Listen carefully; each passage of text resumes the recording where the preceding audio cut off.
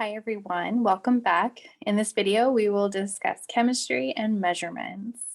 Now, many of you who are taking my class may want to become doctors or nurses or physician assistants. And it's important that in any field that you are all comfortable with measurements. So for example, we can see in this picture here, a nurse taking this patient's blood pressure. And registered nurses work to promote patient health and prevent and treat disease. Some key math skills that you will need moving forward are identifying place values, using positive and negative numbers in calculations, calculating percentages, and writing numbers in scientific notation. Now, these key math skills were reviewed in a previous video. So if you still feel a little uneasy, then make sure to review those videos as well as practice some problems and schedule a meeting with me if you want to have some more one-on-one time reviewing over these key math skills. The metric system is the standard system of measurement used in chemistry. So for example, there are different ways we could record measurements just based on this picture alone. For example, we may say that it is 72 degrees Fahrenheit outside, but what we would say scientifically is that it's 22 degrees Celsius. That's how we will report that number.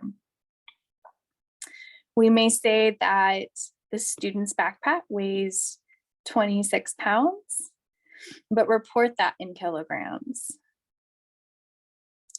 We may also state that the student is 1.65 meters tall, but we could also report that as 65 inches. So that's what we will practice throughout this chapter, is converting between different measurements of different systems. So our learning goals: write the names and abbreviations for the metric or SI units used in measurements of length, volume, mass, temperature, and time. Scientists use the metric system of measurement and have adopted a modification of the metric system called the International System of Units as a worldwide standard. This is abbreviated as SI, and it's the official system of measurement used throughout the world for units of length, volume, mass, temperature, and time. So when we publish experiments, observations, and data, we will publish using the SI system.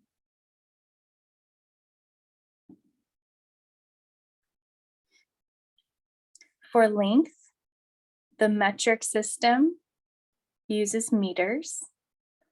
The SI system is also meters. For volume, the metric system uses liters. The SI system uses cubic meters.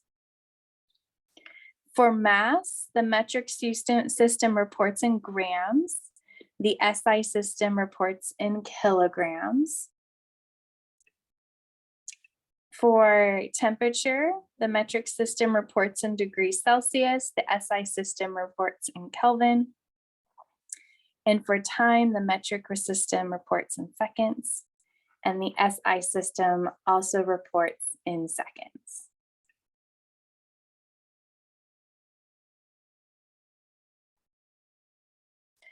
For length, both the metric and SI systems are based on the meter. And to give you some context, a meter is slightly longer than a yard. So if you had a yardstick and a meter stick is slightly larger. And if we look at the meter stick, 1 meter is equal to 100 centimeters. 1 meter is equal to 39.4 inches. 1 meter is equal to 1.09 yards. and 1 inch is equal to 2.54 centimeters. Now, don't worry, I will always provide the equalities for you. This is called, down here, this is called equality.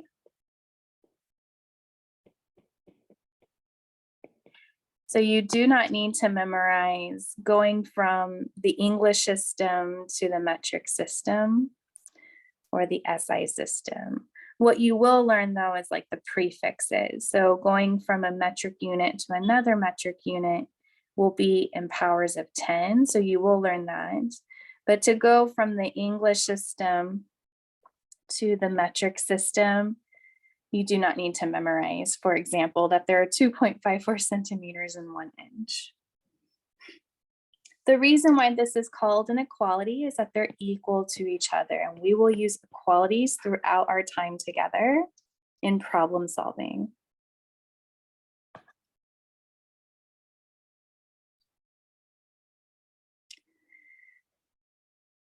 So in volume, the SI unit is in cubic meters. However, typically we report our values using the metric system, which is based on the liter. Volume is defined as the space occupied by a substance. And so you can see here, using a graduated cylinder, which is the glassware we use to measure small volumes. If we poured a quart of this red liquid in it, we can see that it's 946 milliliters. So 1 quart is equal to 946 milliliters. 1 liter is equal to 1.06 quarts. And 1,000 milliliters is equal to 1 liter. So for example, on an assessment, I'd provide these prefixes here because you're going from the English system to the metric system, but I would expect you to know going from a metric to metric that there's 1,000 milliliters in 1 liter.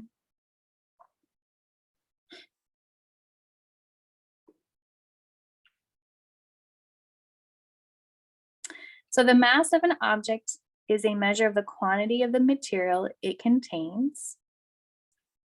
And we will use mass balances to give us a digital measurement, typically given in grams. Now the SI unit of mass is kilograms, and the metric unit for mass is grams.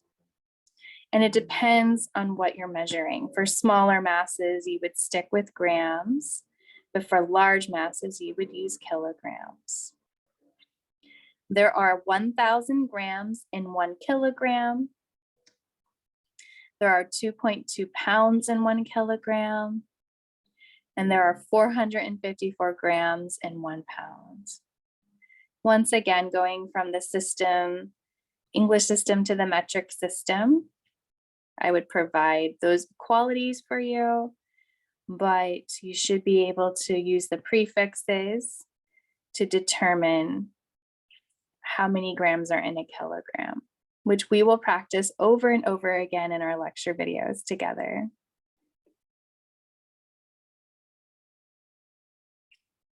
In the lab, you will also use temperature, and temperature in the metric system is reported in degrees Celsius. And for this SI system, it's reported in Kelvin. However, here in the United States, we typically report temperature in Fahrenheit. So for example, water freezes at 32 degrees Celsius, 32 degrees Fahrenheit, which is here, and also 0 degrees Celsius. The Kelvin scale for temperature begins at the lowest possible temperature, 0 Kelvin. So although you may have a negative degree Celsius or a negative Fahrenheit temperature, Kelvin will never be negative.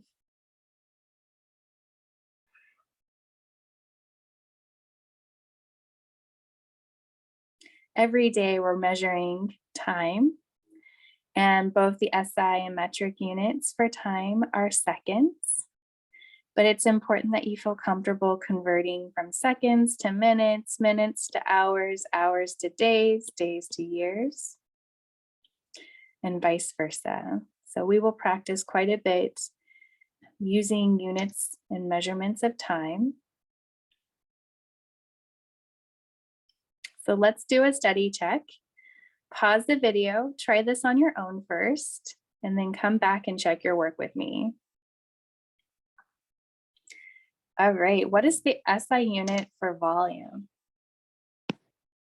Good, hopefully you said cubic meters.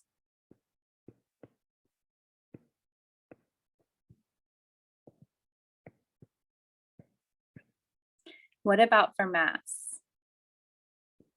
Excellent, kilograms. And length? Good, it's in meters, just like the metric system there. And temperature? Good, it's in Kelvin.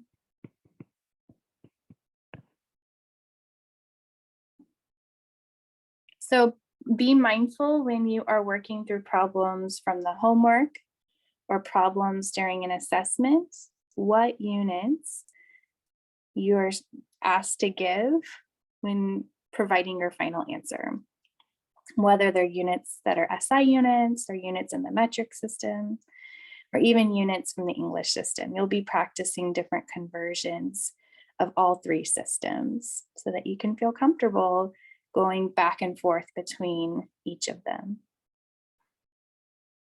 Thank you for watching, and as always, email me with any questions.